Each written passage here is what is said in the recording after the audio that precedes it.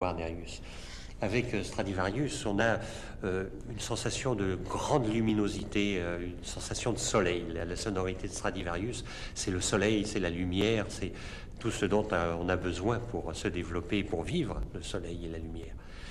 Mais avec Guarneri, on trouve alors l'autre dimension de la vie qui est dans les sensations voluptueuses de la vie.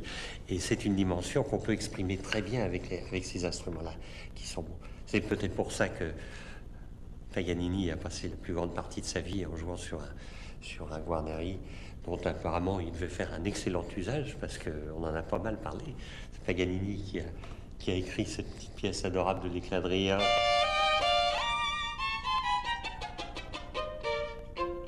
On surnomme ça l'éclat de rire.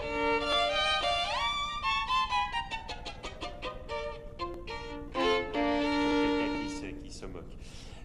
Paganini, dont on raconte qu'il avait son premier Guarnerius, il l'a gagné sur un concours d'un riche marchand qui l'avait provoqué et qui lui avait dit: j'ai une partition très difficile et si vous êtes capable de me la jouer comme ça à première vue, je vous fais cadeau de ce violon de Guarnerius.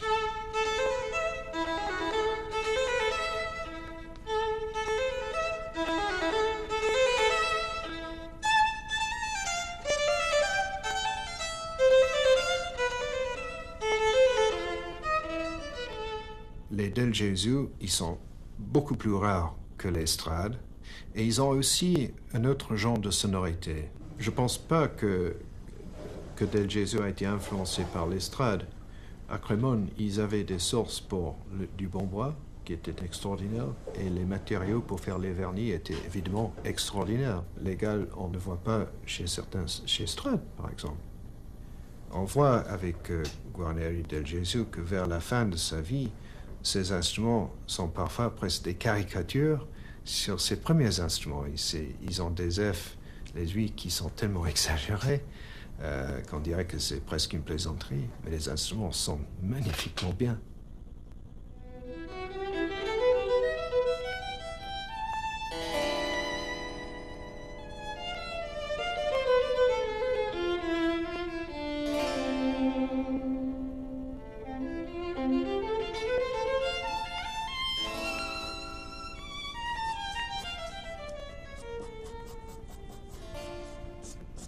Le dessin est l'aspect plus artistique du travail. C'est vraiment lié, très lié au travail de luthier. Ce n'est pas deux choses différentes pour moi. Comme l'expérience du musicien, c'est lié directement à l'expérience de luthier, la pratique du dessin, c'est très important pour arriver à comprendre et à voir le goût d'un instrument.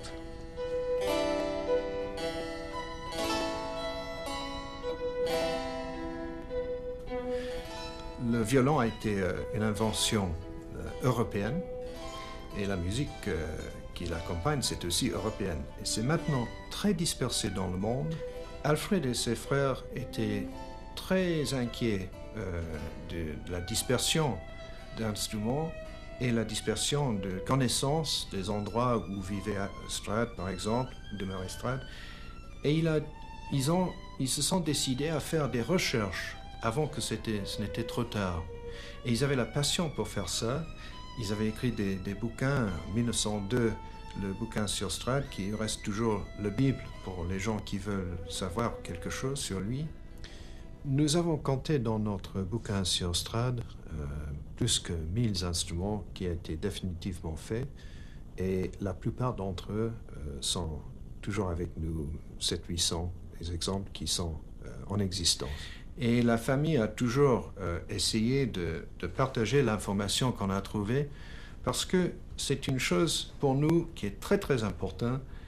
L'avenir maintenant consiste de créer d'instruments qui seront, espérons-nous, l'égal des Strad dans les années qui vont venir. Le grand problème, c'est que les beaux instruments classiques sont tellement dispersés qu'on a besoin de violons qui sont neufs. Malheureusement, on a toujours la difficulté pour vendre les instruments neufs aux professionnels car ils sont toujours un peu trop durs. Et comme avec les Strad, où on a les preuves dans les lettres qu'il fallait attendre même 30-40 ans pour avoir la meilleure sonorité d'un Strad. Prima cosa. Sì, la prima corde è molto bella. Su lei più... Più equilibrato questo. Sì, con sì, quattro sì, sì. corde. Le sol, le ré, molto ample. Assez à plaisir. Ça, découvrir un instrument qui n'a jamais sonné est une chose toujours très émouvante, je pense pour celui qui l'a fabriqué, mais aussi pour celui qui l'a fait sonner. C'est un peu comme si on découvre un paysage qu'on ne connaît pas, et en avançant dans ce paysage-là, on peut voir des tas de choses, des tas de fleurs, des tas de fruits, enfin toutes ces belles choses de la nature qu'on ne connaissait pas.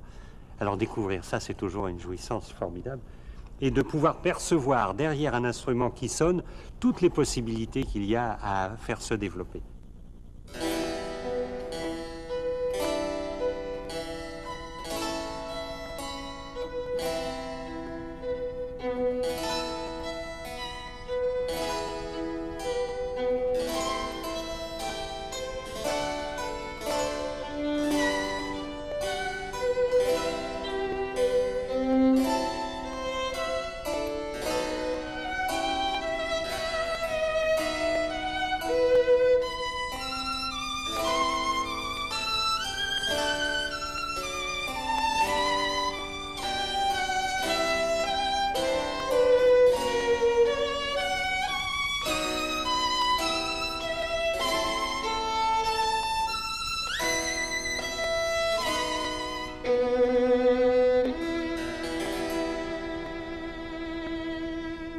Le violon que j'ai en main, c'est un violon moderne, c'est fait il y a quelques mois, et une copie de mon Guarnerius. J'ai eu mon premier Stradivari donné par un homme très généreux, très riche, à New York quand j'avais à peine j'avais 12 ans encore. C'était en janvier, j'allais avoir 13 ans en avril. Et il m'a dit que je pouvais choisir n'importe quel violon je voulais. Alors, j'ai pas pris le plus cher qui était possible, c'était le Betz.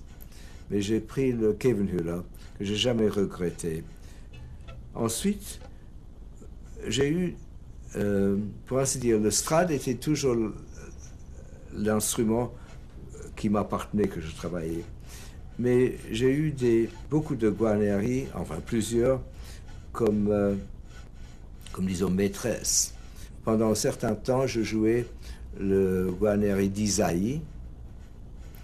Ensuite, on m'a prêté un magnifique Guarneri d'Aigueville, le d'Aigueville.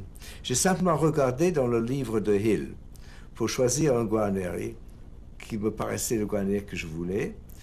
J'avais des aventures avec des Guarneri merveilleux. Et maintenant, je possède peut-être le plus beau Guarneri du monde. C'est l'original c'est le Lord Wilton. Ça s'appelle 1740. Voilà.